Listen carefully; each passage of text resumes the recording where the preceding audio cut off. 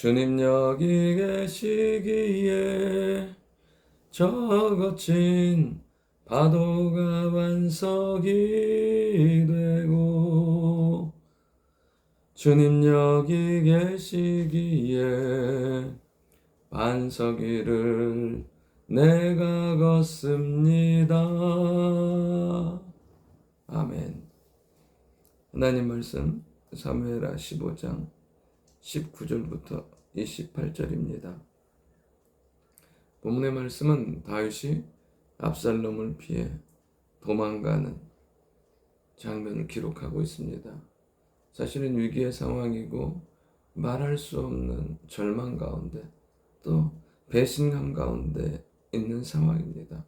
사실은 어디로 가야 될지도 모르는 상황이에요. 그런데 그것에서도 그리고 그 상황에서도 하나님의 은혜가 있다는 것입니다. 여러분, 우리가 막막한 상황, 무엇인가를 남겨두고 내 힘으로 어찌할 수 없는 그 상황이라 할지라도 하나님의 손을 의뢰하고 맡긴다면 그 걸음이, 그 상황이 하나님의 은혜를 경험하는 축복의 시간이 될 줄 믿습니다. 오늘 첫 번째, 다윗은 자신의 걸음을 주께 의탁합니다.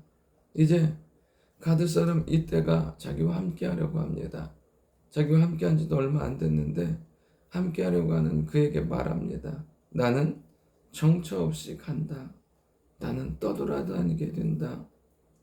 그리고 다윗은 실제로 광야길로 향한 그런 삶을 사는 것을 보게 됩니다. 사실은 그의 삶 가운데 하나님께 범죄하는, 우리의 아내 바세바를 범죄하는 그 죄의 과정이 있었습니다. 그러나 이제는 또 고난의 과정 가운데 철저히 하나님께 의탁하는 자의 삶을 살게 되는 것을 보게 돼요. 다른 말로 하면 그의 삶에 다시 영적인 집중력이, 하나님께 집중하는 그것이 생긴다는 사실입니다. 마치 젊은 시절 사울에게 쫓겨 광야를 헤매고 어떠한 기약도 없이 다녔던 그의 삶을 떠올리면서 그 상황이 되었지만 그때에는 하나님의 놀라운 은혜가 있었고 하나님께 놀랍게 집중했던 것처럼 이제 압살롬을 피해 도망가지만 그는 그의 걸음을 하나님께 의탁하고 하나님께 집중하는 것을 보게 됩니다. 우리의 삶이 어떠한 것도 알 수 없고 기약할 수 없고 내 힘으로 할 수는 없지만 우리의 걸음을 하나님께 의탁하며 나아간다면, 하나님께 집중한다면 그 삶이 하나님 안에서 복된 삶, 그 삶이 하나님 안에서 회복과 응답에 있는 삶이 될 줄 믿습니다.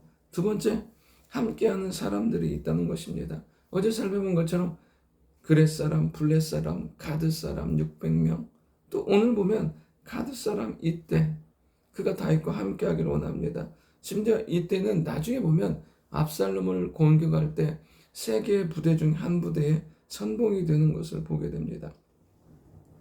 정말 보면 그 다윗의 삶 가운데 정말 그래도 외롭지 않고 힘들지 않게 갈 수 있었던 비결이 무엇이냐면 이렇게 함께하는 사람들이 있다는 거예요. 심지어 23절에 보면 온 땅 사람이 큰 소리로 울며 모든 백성이 다윗과 함께하는 것을 보게 돼요. 참 보면 하나님 안에서 다윗이 어떻게 살았는지를 보여줘요. 물론 그의 삶 가운데 죄와 과오는 있어요. 그러나 은혜가 더 큰 거예요. 사람은 은혜에 끌려요. 사람은 성령의 감동과 역사 가운데 함께 한다는 거예요. 사무엘상에 보면 다윗과 사울의 차이를 이렇게 표현하고 있습니다. 사무엘상 14장 52절에 보면 사울이 전쟁에 있으니까 힘센 자나 용감한 자가 있으면 어떻게 해요? 다 불러 모아요. 여러분, 근데 정작 그가 길보아 산에서 죽을 때는 아무도 없어요. 왜? 모은 사람들이기 때문에. 그런데 다윗의 삶을 설명하는 사무엘상 22장에 보면 그가 블레셋에서 미친 채하고 아둘람굴로 와요. 그러자 어떻게 하냐면 사람들이 모이게 되는데 환난당한 모든 자와 빚진 모든 자와 마음에 원통한 자가 다 그에게로 모여요. 약 400명이.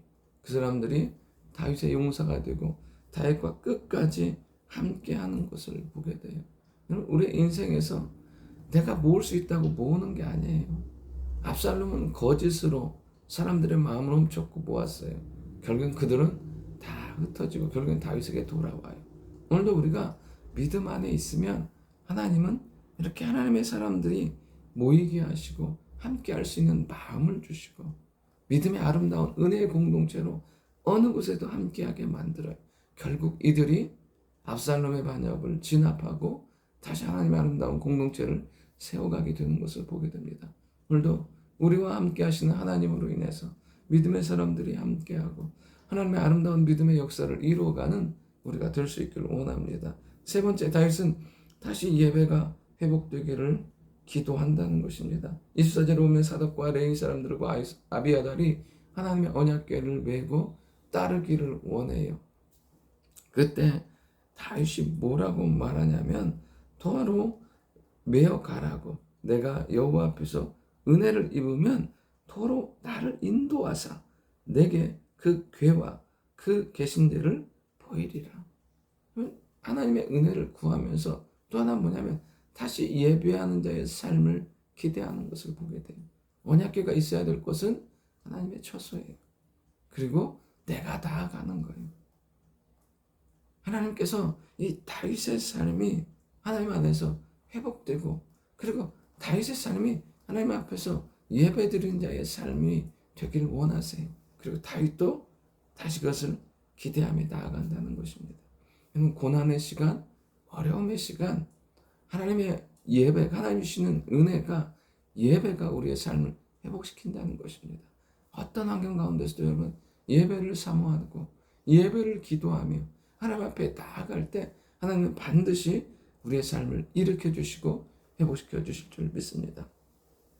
좋으신 아버지 하나님, 정처 없이 하나님 고통 가운데 아픔 가운데 갔지만 하나님께서 다윗의 삶 가운데 다시 영적인 집중력, 하나님을 의탁하는 삶을 살게 하시고 믿음의 사람들과 함께하게 하시고 예배를 기대하며 회복하게 나아가고 회복의 마음을 주셔서 그의 삶을 인도하셨습니다. 우리의 삶에도 이렇게 하나님을 철저히 의탁하는 삶이 되게 하시고 온전히 예배가 회복되어 함께 아름다운 공동체를 세워갈 수 있는 저희들 에게 주여 인도하여 주옵소서. 오늘도 우리의 걸음을 붙드시고 도와주옵소서. 예수님의 이름으로 기도드립니다. 아멘.